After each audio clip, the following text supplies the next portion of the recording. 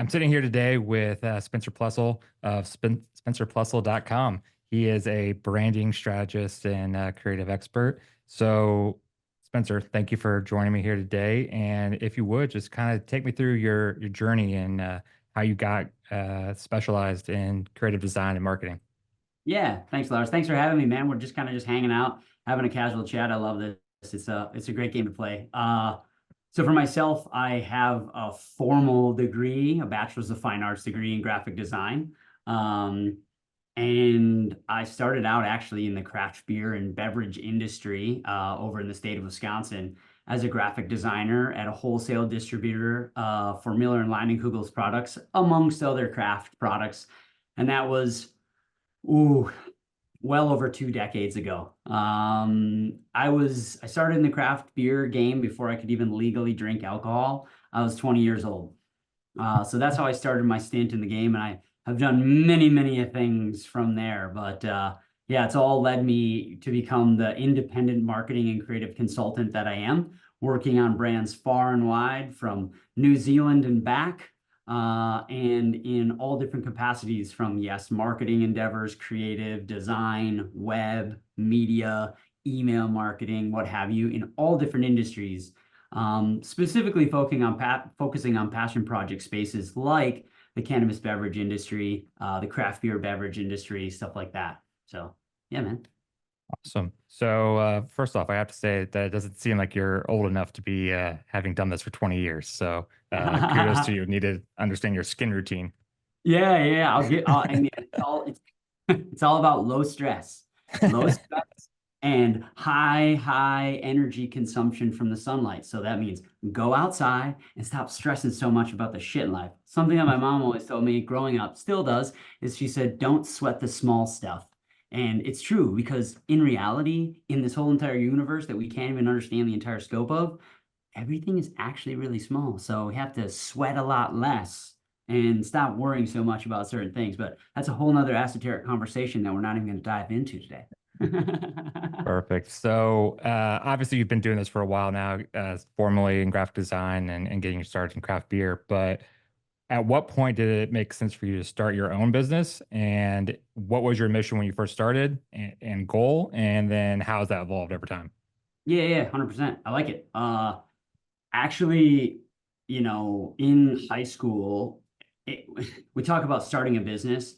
Um, there's a lot of people that I've met in the last 4+ years of life through the pandemic and such that have started and went off on their own and brought their services from whether they were in-house or at a creative agency, and they're like, I'm going to go out on my own and do my own thing.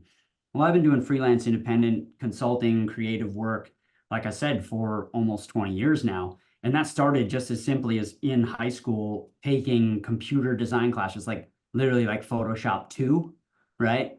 Uh, and designing logos for aunts, uncles, friends, family for their small entrepreneurial businesses a few decades back, and charging, a couple $100 for a logo when I was this little high school kid, didn't know what I was doing, trying to like hustle and make some money, so I could pay for my gas to drive to my friends' houses, and hang out.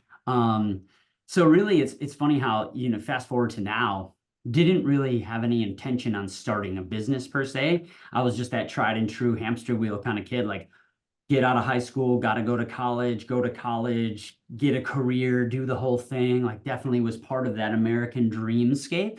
Uh, but once I graduated school and was looking to move from northern Wisconsin over to the Twin Cities, over to Minneapolis, St. Paul, I wanted to work for like a large ad agency, or like a creative agency or something of that nature.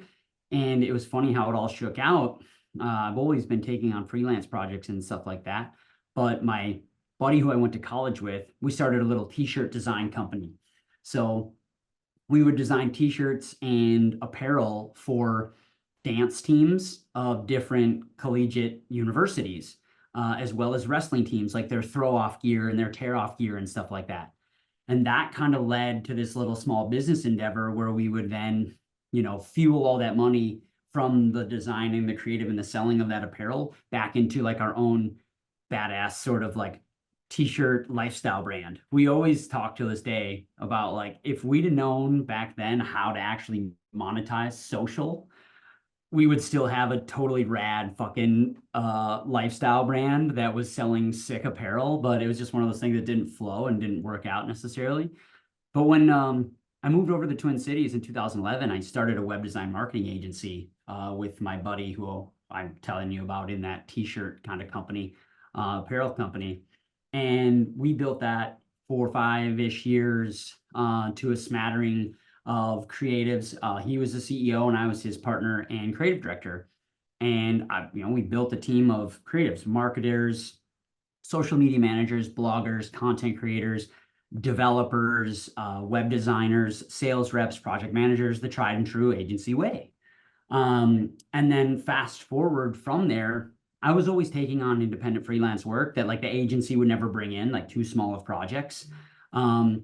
So yeah, fast forward to now, it was just one of those things where I just took that sort of prowess that I obtained and just brought that into my own world. I knew how to source potential work. I knew how to pitch the work. I knew how to do the work, produce the results that we were after within contractual obligations.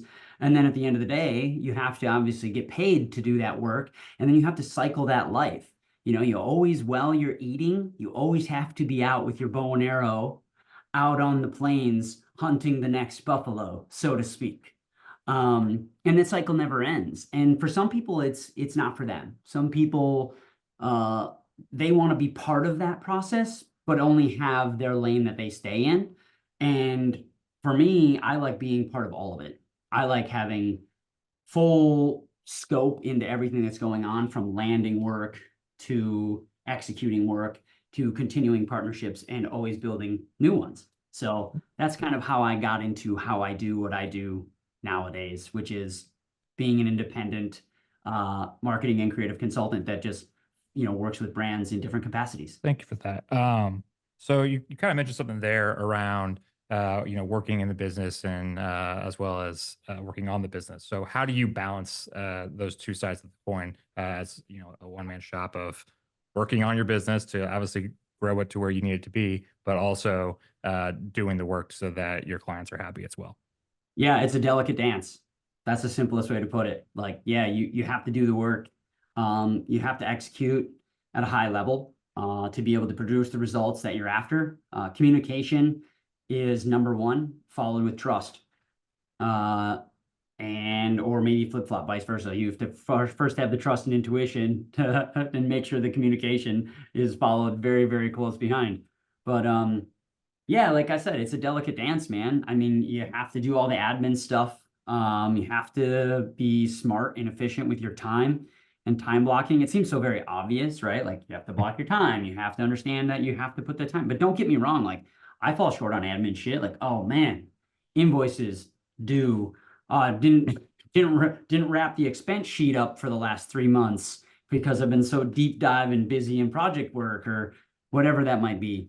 And it ebbs and flows, but just like the world of anyone working in a full-time gig or a contract gig or a freelance independent gig, it's a dance that you have to dance. And for me, I have both found the highs and the lows inside of my journey. I equate it to a roller coaster.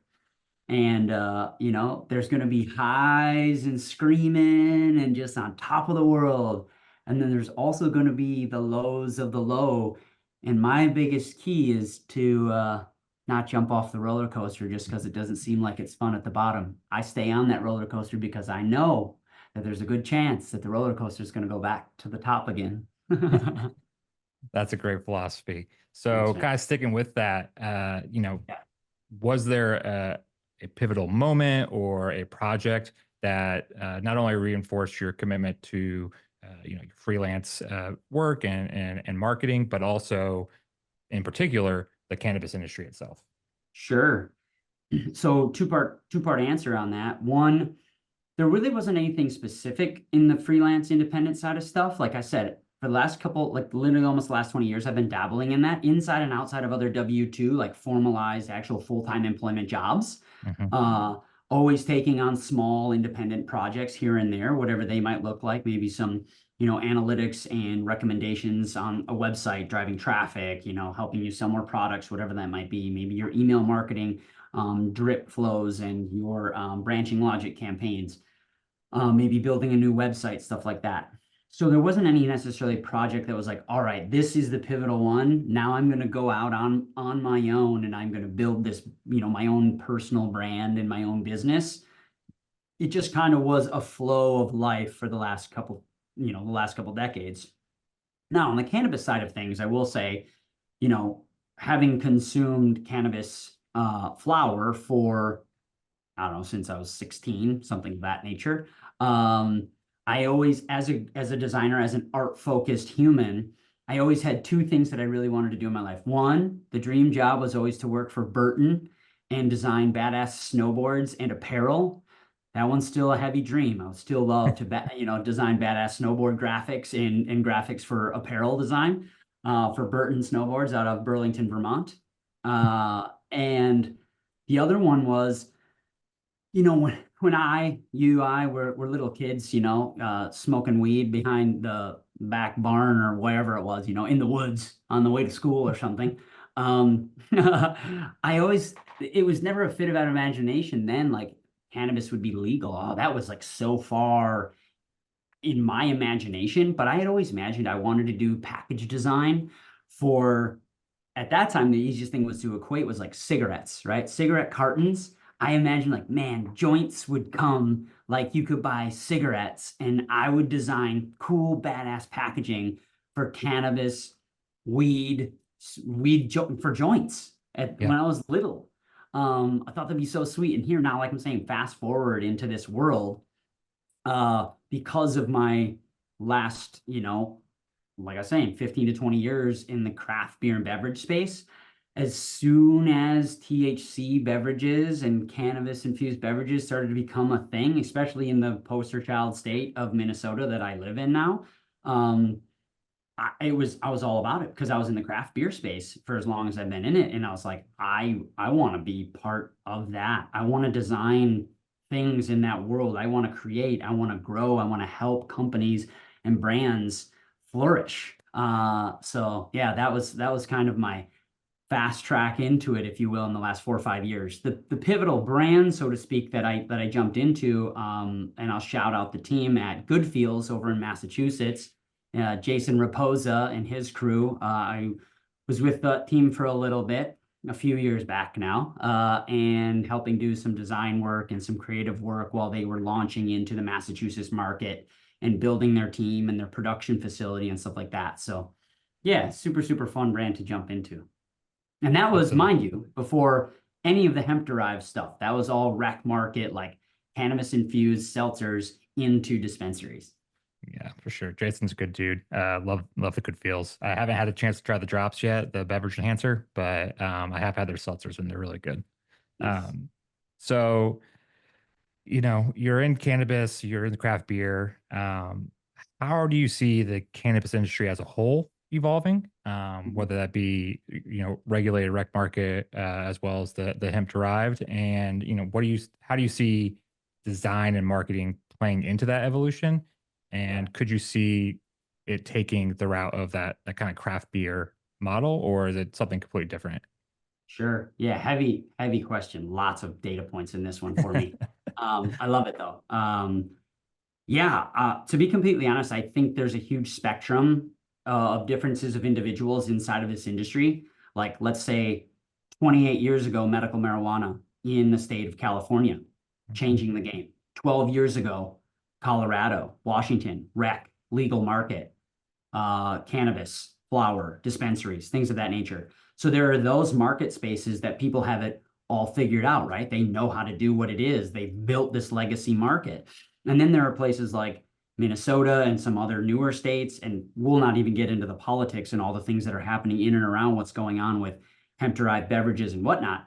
But there's also people inside of these newer spaces that also think they have it all figured out and know it all. So it's very interesting to me to be in the corner that I'm in when it comes to design, marketing, creative, and seeing how there's really an amalgamation of viewpoints and opinions, which is great because that's what makes us all unique at the end of the day, which we all know we're made up of the same stardust from wherever we came. But our opinions and our viewpoints and the truths that resonate with ourselves are what makes us unique. And I think that's what's so fun for me as an independent is I'm not actually looking to work inside of those brands as a full-time employee. And it gives me my freedom and flexibility as an individual to be able to actually work on a smattering of different projects and different brands to see different perspectives. That's why I haven't personally honed in on just, like I'm saying, craft beer and beverages or THC infused beverages. Yes, they're fun. Those are like my passion projects, but I work inside of other industries that aren't necessarily that beverage lane. That gives me perspectives that I get to bring inside to the craft beer and beverage space. And where do I really see it headed? Oh man, I mean, your guess is probably as good as mine, right? Like, I think marketing and creative plays a huge role. A buddy of mine who I work on some brand projects with, his name's Casey. We were just together a couple nights ago down in the Twin Cities in Minneapolis for a Think and Link event. And the two speakers, one was Omar Ansari, who is the founder of Surly Brewing Company in Minneapolis, and also VP of Marketing, Andy Pearson of Liquid Death. And the conversation was all about disruptive brands. Liquid Death, Surly Brewing Company. Surly Brewing Company has beers like Hell and Darkness and Furious. And then we all know what Liquid Death is. People like Liquid Death, that sounds like really bad thing for you, right? When it's canned water, canned Yes. tea, you know? But me and my buddy Casey were talking about, like, it's so interesting to see how design, creative shapes a brand and how consumers are attracted to it. So we equated to like liquor, and then we were looking at wine bottles. Think about how many people go into a liquor store and they go look at wine bottles and they shop solely based upon label design. That's Yeah, right. Like, I've been there, right? And yep. even with liquor, we were sitting at a local bar after the networking event, and we were sitting there looking at all the liquor on one, at the shelf at this restaurant bar area, and we were just picking out the bottle designs, the label designs, the foil designs, and which one were the most creative, and we had to choose and pick off shelves. Same similar thing, right? Like, sure, your specific spirit lane that you're trying to be in is your first choice, right? And then, like, you might choose based upon previous past historical experiences. But, long story long, dude, I really think that design and creative has a huge play in where this industry can and will go, especially for brands to stand out in specific ways against their competition. Now, I'll add one more thing, because you equated it to the craft beer industry a little bit. Why I love this cannabis beverage space right now is because it is in this flux, this flowy, weird, newish state where there's a lot of things that are happening. I mean, you report on it all the time. I mean, you are a source of news for myself, and I love that. But what's crazy is it actually mimics like 20 plus years ago, for me, in my infancy in the craft beer space, when macros were still really prevalent and craft beer location. I mean, I remember when Surly Brewing Company crossed across the state lines into Wisconsin and had to pull back out of Wisconsin because they weren't able to meet the demands over in the state of Wisconsin. And now, right, I don't know how many states they're in now, but, like, you can find Surly on a plane. So, thinking about where the, THC infused beverage market is headed, we've barely scratched the surface, my friend, Yes, So I could let's not keep agree more. diving. I Yeah, could I not love agree it. more. So, you mentioned that you think branding and marketing is going to have a huge impact on the industry, specifically THC beverages. But uh, I I really resonate with that a lot because to me, the branding and the marketing is telling those stories, the real stories, not just our product has 5 milligrams of THC and you're going to get high. No, it's about what is the effect, what is the mood that's going to put you in, what is the lifestyle choice that you're doing there. Is this a drink for a boat day? Is this a drink for hanging out with your friends at home? Is this a let me drink this while I go play basketball with my friends? Uh, these are like the stories that brands need to tell, and that's where the design and the marketing teams come into play, in my opinion. Yeah, I mean, 100%. I'm in total agreement with you. I also believe that not just the visual, right? It's not just like what it looks like from a designer's mind. Like, hey, what does this brand look like? How do I attract a consumer to it? But it's everything else that goes with it. Like your brand identity isn't just a logo and your color schemes. It's really it's really the passions of the people that have started the brand. There are plenty of brands that are coming into this THC infused beverage space that are out here because whether it be investment, I mean, I don't care how you get into it, doesn't really matter. But there's a cash grab out there, right? And I'm not Mhm. saying there's anything wrong with that necessarily. However, you can tell. Yeah. And it's really easy because it's not infused with the passion and love that there's some brands out there that are being infused with. And like we could go down a whole nother conversation about the non-alcoholic and alcohol-free beverage space, specifically in craft beer as well. We could be here for a whole nother 3 hours talking about that. What is a way that our readers, or my readers, I should say, can connect with you, and the best way for them to support your work? Yeah, sweet. I mean, I in June of 2020, I deleted all of my social media channels. So you're not going to find me on anything besides LinkedIn. So if you can find me on LinkedIn, literally just look for me, Spencer Ploessl. You'll find a picture of a guy with a big beard, and that'll probably be me. Obviously, spencerploessl.com is my digital reflection of myself. So you can head to my website there. So there's that. Shoemakers kids don't get to have nice shoes. That's the saying. Hmm. So my website isn't always as up to date with all of my recent projects as I'd like because I'm too busy repairing all the shoes to make my kids, i.e. me, the new shoes for my website. So if you want to know what kind of projects I've been working on, send me a DM. I'm happy to have a chat, jump on a call, do, a video session. I'm open to anything. Absolutely. I will also make sure to include those links in the story as well. So lastly, before we head on out of here, Yeah. is there anything else that I didn't ask or should have asked that is important for my readers to know? Yeah. I think, inside of the cannabis industry is to keep the lens wide, right? There's a lot of tight, closed off lenses, and I'm not saying there's anything wrong with that. I'm just saying we need to lead with love. The first language is love. Lead with love, then comes firing in your passions.